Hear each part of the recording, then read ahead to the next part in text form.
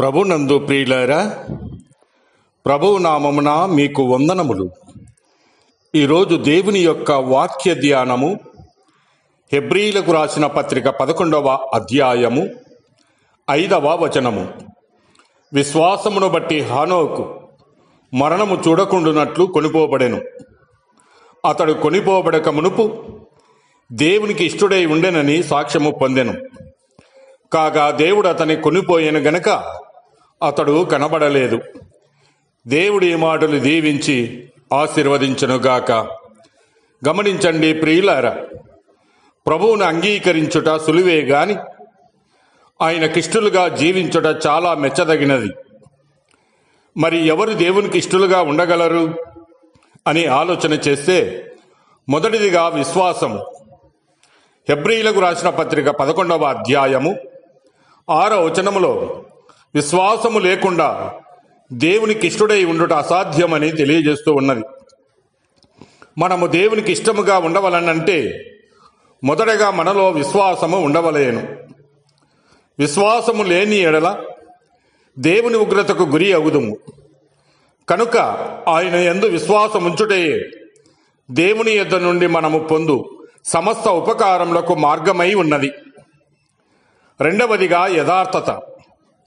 సామెతల గ్రంథము 11వ అధ్యాయము 20వ వచనములో యథార్థవంతులు దేవునికి ఇష్టలని తెలియజేస్తూ ఉన్నాడు. అవును ప్రియులారా, దేవునికి ఇష్టలముగా ఉండవలనంటే మనలో యథార్థత ఉండవలేను. కపటము గాని, వేషధారణ గాని, మోసము గాని, నటన గాని ఆయనకు ఇష్టమైనవి కావు. అలాగనే మూడవది సత్యం.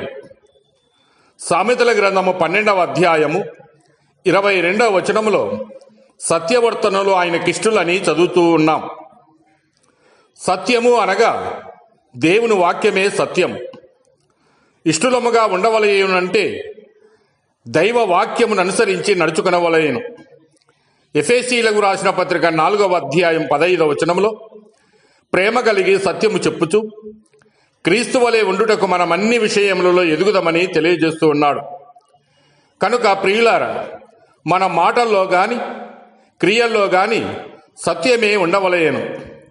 25వ వచనములో చూస్తే తన పొరుగువానితో సత్యమే మాట్లాడవలేను. కనుక మనం వాక్యానుసారముగా ఉండవలయను. యాకోబు పత్రిక 1వ అధ్యాయము 22వ వచనములో సత్యమును అనుసరించి నడుచుకుని వారు ఆయనకిష్టులని తెలియజేస్తూ ఉన్నాడు. అలాగునే 4వదిగా క్రీస్తుకు దాసులు ఆయనకిష్టం. రోమా పత్రిక 14వ అధ్యాయము 18వ వచనములో దాసులైన వారు దేవునికి ఇష్టమైన వారని చదువుతూ ఉన్నాం. దాసుడు అనగా కొనబడినవాడు.